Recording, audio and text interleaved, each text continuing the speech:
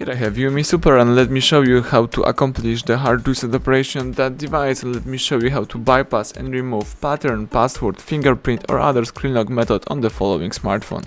So at the very beginning, let's start by pressing the power key. Let's choose power off and wait until your device will be completely switched off.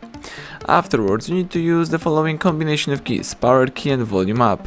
Let's hold down together those two keys for a couple of seconds. Keep holding both keys and let's wait until the UMI logo pops up on the screen. So when the UMI logo pops up, you can release both keys, and now let's just wait a couple of seconds.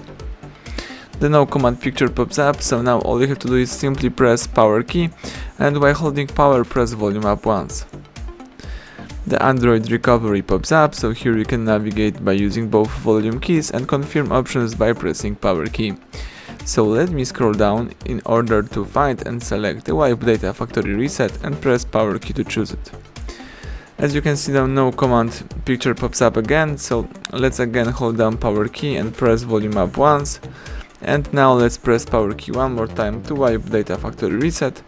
Then scroll down again to select and highlight yes, delete all user data, and press power key to choose it. Right now the phone is whipping all personal stuff, customize settings and install apps. As soon as Android recovery pops up again, let's start pressing the power key to reboot system now. And the device is restarting and rebooting. Let's just be patient and wait until the welcome panel pops up in front of you.